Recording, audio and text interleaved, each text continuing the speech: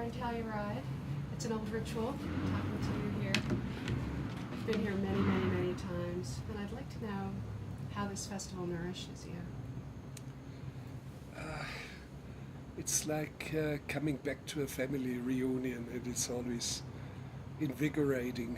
You see your dear family, and they are dispersed all over the world, and very good to see directly. That's what they're doing right now. That's how they changed in their thinking, and that's the new tools they're using, and so it's quite an invigorating moment, and I always look forward to come to Telluride. Do you find yourself seeing more narratives or classics or documentaries? I try to avoid the big feature films that you can see in theaters later on. I try to see films that I've never seen before, and I'll probably never see again. For example, Volker Schlöndorff, the German director, his guest director, and he brought 5 or 6 of his favorite films. And there's an extraordinary film from East Germany made in the 60s, and I only knew about it by name. I was 19, and it's such an extraordinary film, and I know I'll never see it again. And seeing it on the big screen is special too. Sure, Now yes. that we've entered this other world. It was always made for the big screen. What else knocked you off your socks this time of the films Well, you saw? I have, since it's always my crux that I bring a film, and then I have the duty of introducing it, and I do have some sort of things going on each year. For example, speaking to high school students. This morning I had duties. I have to introduce my own film in 2 hours from now again up on the mountain.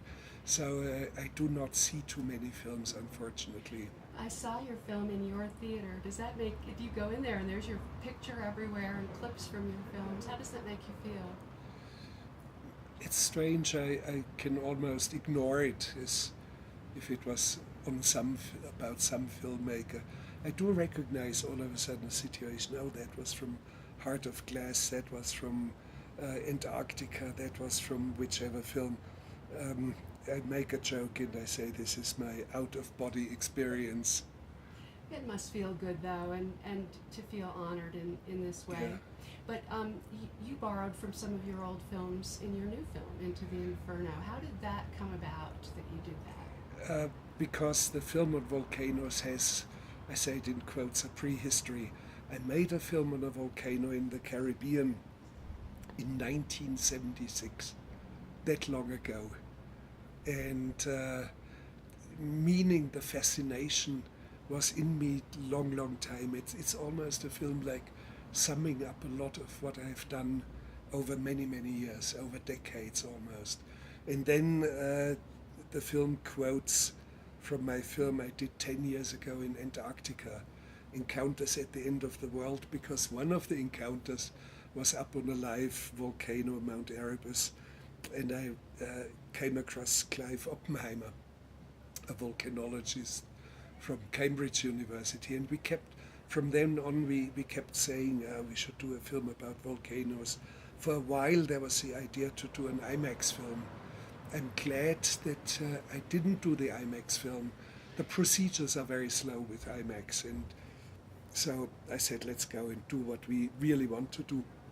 IMAX would have been mostly what I call the fireworks, but not, for example, speaking to villagers in the Western Pacific, in Melanesia, about a cult that they created, the John Frum cult, You or love North that Korea. stuff. You see, all that stuff. That's not stuff you can have in an IMAX film. Or So you I'm couldn't glad have gone to North Korea, I don't think. No, not really. Because that's no. an interesting detour. Yes. In In the North Korea, tangential relationship of to course, the volcano. and North Korea was one of the most fascinating, and of course people are in awe when they see this. Even though the scope of what we were allowed to do was, of course, limited, but it doesn't matter. You had fun with it. You brought in the archival footage, which is astonishing anyway. Yeah, And you got close to those faces of the men yeah, alongside the cliff Right. there. That was what really Yeah. struck me, looking into their empty eyes, as you say. In yeah. the Not just narration. empty. We do not know really. We should be cautious about it. But of course, everything is different there. Everything. And you see at the beginning a troop of men emerging from the mists and in step and in uniforms and chanting a song in praise of the volcano. And I immediately thought, it's soldiers, a battalion of soldiers. No, not so. They were university students. And imagine university students from California, from a campus. It's just mind-boggling. And this kind of scrutiny into an unknown world is something that always has fascinated me. And in a way, the film sums up a lot of what I have done over decades. You also find a volcano that almost obliterated humankind, and now you have come up with another one that could obliterate us. Which one is that? Well, you're talking about Toba, the famous Toba eruption, which happened 74,000 years back in time.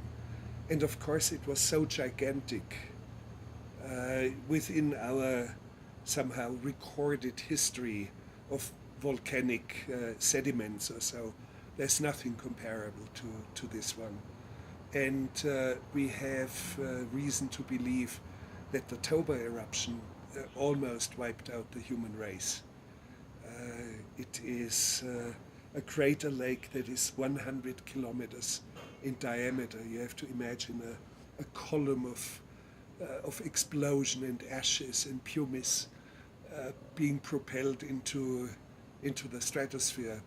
15,000 cubic kilometers of ashes and pumice, and of course all these particles obscure the sky and they start to distribute around the entire planet. So evidence of this event you can find, of course, in countries in the vicinity, but you also find it in ice cores in Greenland and in Antarctica, everywhere in the world. So for many years it was very dark, and photosynthesis, which is the basis of our food chain, was somehow disrupted.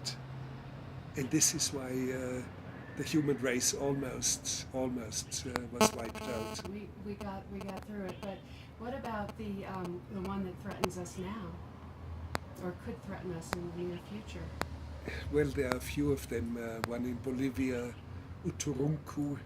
It's a gigantic. You see, you have certain areas like Yellowstone National Park, which is something like 20 kilometers across, and the crust of the Earth is very thin, and it could eventually explode, but we don't know. Maybe in 5 million years, or in 20 million years, or maybe in 20,000.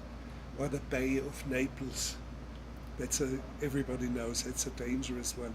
And it's not only Vesuvius and some other volcanoes, but it's the entire seabed, the entire bay, something like 10 miles across at least, which could blast in its entirety. But you see, we shouldn't panic. Give away too much. No, we're not giving away. It would be silly to panic over this, because it may happen in 20 million years. Well, what you're talking about is your attraction to these primordial forces that are beyond what we would consider to be mere nature, right? No, it is. It is mere It nature. is nature, yes, and we are right on top of it. It's in the kind of force, the dynamics of it, and the raw power of it has a very certain strange beauty about it. And it's fascinating. You can't take your eyes away like when you're looking into your campfire or your fireplace at home, you just can't take your eyes off. There's something very, very primordial in us. And is there something in you that is still attracted to being close to danger? No, I've never been attracted to danger. And the one end, you can see it actually in the film, that everybody out in the camp on Mount Erebus in Antarctica thought I would upsile them down on ropes to the very... Yes, and they were all surprised that I didn't want that. I was interested in what were they doing, and of course with a long lens looking down into the magma of the inner earth. So no, I've never been into that. That's something which happens in the media. It's actually not me. There's a certain stratum of my existence which only is out there in perception. Well, there was The a line perception in the movie of... where you dealt with this, where the man says to you, you must be sane, or you would have been. Yes, hurt yeah, and sure, destroyed. yes, the volcanologist. And my answer to that is, it's my standard answer to that, yes, I'm clinically sane. Of course I say it because it sounds